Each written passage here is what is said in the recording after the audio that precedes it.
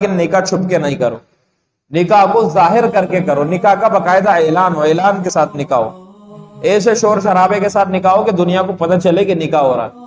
آج کل اس بات کو ہم سمجھتے نہیں ہیں، اور بسا اوقات ہم اپنی کنجوسی کو دین کا نام دے کر نکاح اور میت کے اندر کوئی فرق ہی نہیں رکھتے۔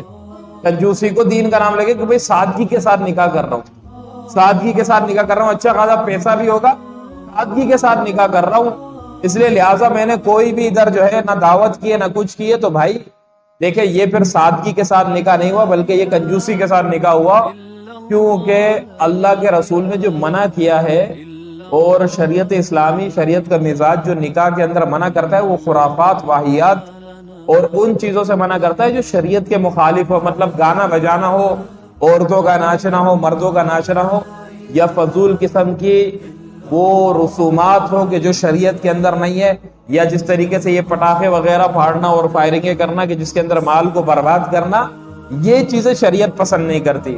ہاں، اس کے علاوہ اگر کسی کو اللہ نے وسعت دی ہے اور وہ ایک بہت بڑی دعوت کر سکتا ہے تو وہ کرے، اس میں کوئی قباحت نہیں، کوئی ممانعت نہیں۔ لیکن جس کو اللہ نے وسعت دی ہے، یہ نہیں کہ نہیں دیے پھر بھی ادھار لے لے کر رہا ہے کہ بڑی سے بڑی دعوت کرو، جتنی وسعت ہے نا۔ ایک اللہ کے رسول نے جب حضرت صفیہ رضی اللہ تعالیٰ عنہ سے نکاح کیا خیبر کے فتح کے بعد، اور اللہ کے رسول نے جو شب زفاف بنائی وہ واپسی کے راستے میں بنائی، جب مکے سے خیبر سے واپس مدینے کی طرف آ رہے تھے تو وہاں پر ہی اللہ کے رسول کے لیے خیمہ لگایا گیا، اللہ کے رسول نے رات بسر کی۔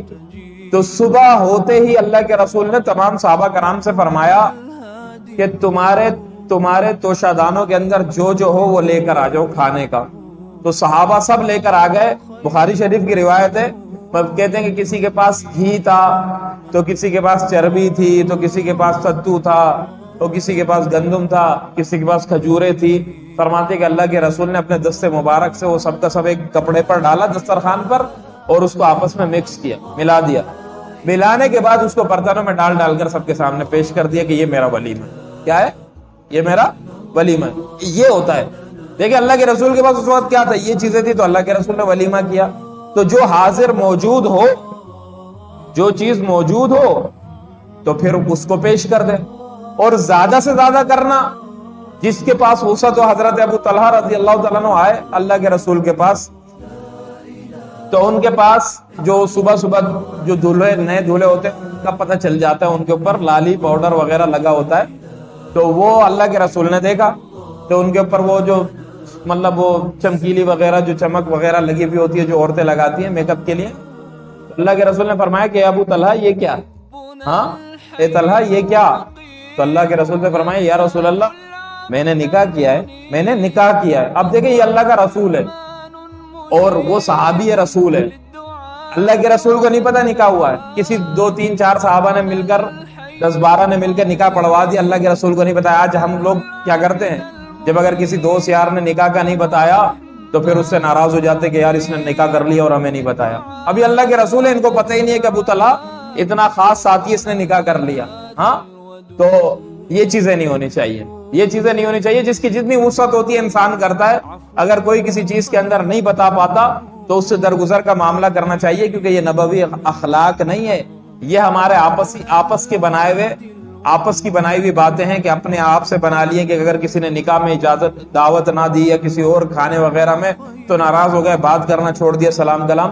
خیر اللہ کے رسول نے فرمایا کہ ابو طلحہ آپ نے ولیمہ کیا؟ ولیمہ کیا؟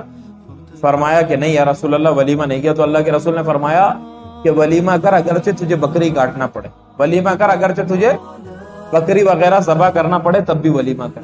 تو علماء نے فرمایا کہ دیکھیں اس میں 2 صورتیں نکلتی ہیں، مطلب 2 اس کی وجہ نکلتی ہے حدیث کی۔ یا تو عرب میں بکری کو سب سے چھوٹا جانور مانا جاتا تھا اور جو زیادہ اس کی حیثیت تھی اونٹ کی تھی، تو فرمایا کہ اگرچہ تیرے پاس نہیں ہے اور تو بکری کی طاقت رکھتا ہے تو بکری کر۔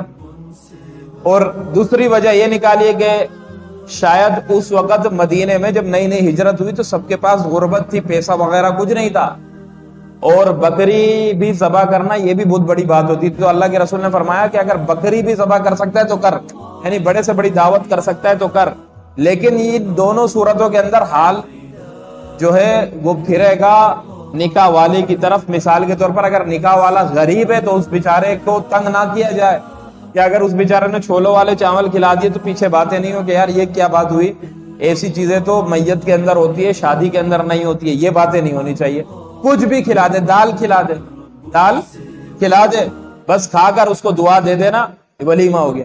اور کوئی مالدار ہو اچھے سے اچھا کھلا دے تو اس پر بھی چیمی گوئی نہیں ہونی چاہیے کہ یار دیکھو کتنا خرچہ کر دیا، اگر یہ غریبوں میں دے دیتا، تقسیم کر دیتا. اس قسم کی باتیں ہوتی ہیں نا، کیونکہ چھوڑتے تو ہم کسی کو بھی نہیں، چھوڑتے تو ہم کسی کو نہیں ہے.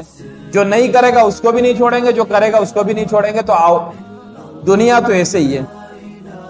تو پھر اس طریقے کی باتیں ہوتی ہیں. تو دیکھیں اگر ایک شخص اپنی شادی کے ولیمے کے اندر لاکھوں روپے کی دعوت کر رہا ہے اور اس کی نیت دکھلاوا نہیں ہے بلکہ سنت رسول کو زندہ کرنا ہے، کیونکہ ولیمہ اللہ کے رسول کی سنت ہے، اگر اس کو زندہ کرنا ہے تو اس کو اجر ملے گا، گناہ نہیں ملے گا.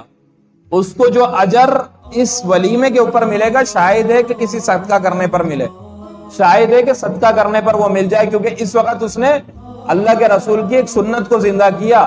اور اللہ کے رسول نے نہیں فرمایا کہ جو میری سنت کو زندہ کرے میری امت کے فساد کے وقت میں تو اس کو 100 شہداء کا ثواب ملے گا، 100 یا 70 شہداء کا ثواب ملے گا. گویا یہ 70 شہداء یا 100 شہداء کا ثواب لے کر جا رہا ہے. اور ہم ادھر باتیں کریں گے کہ نہیں دیکھو اس نے یہ کر دیا اور وہ کر دیا، فضول خرچی کر دی. نیت تو اس بندے کے دل کا حال تو ہمیں نہیں پتا نہیں وہ کس نیت سے کر رہا ہے. دیکھیں یہاں تک مسئلہ ہے کہ اگر یعنی یہ نکاح ہم جو ولیمہ جو سمجھتے ہیں بس ہم اس کو سمجھتے ہیں کہ کوئی ایک یا آپسی جو ہمارا ایک معاشرتی ایک نظام ہے، ہم سمجھتے ہیں کہ یہ اس کے پیش نظر ہوتا ہے، یا قبیلے کا ایک نظام ہے کہ یہ اس کے پیش نظر ہوتا ہے، یا قوم کا ایک رواج ہے. نہیں، ایسی بات نہیں ہے. اس کو سنت سمجھ کے کرنا چاہیے. اور یہاں تک سن لیں کہ دیکھیں قربانی کے اندر، قربانی کے 7 حصوں کے اندر اگر ایک حصہ کوئی شخص اس لیے ڈال دے کہ میں گوشت لے کر کھا لوں گا، صرف اور صرف گوشت لے کر کھا لوں گا، تو 7 کے 7 کی قربانی نہیں ہوگی. گوشت لے کر کھا لوں گا تو 7 کے 7 کی قربانی نہیں ہوگی.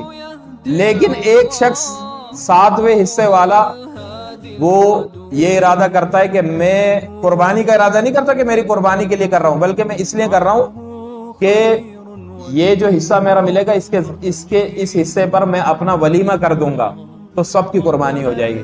کیوں؟ کیونکہ ولیمہ بھی عبادت ہے.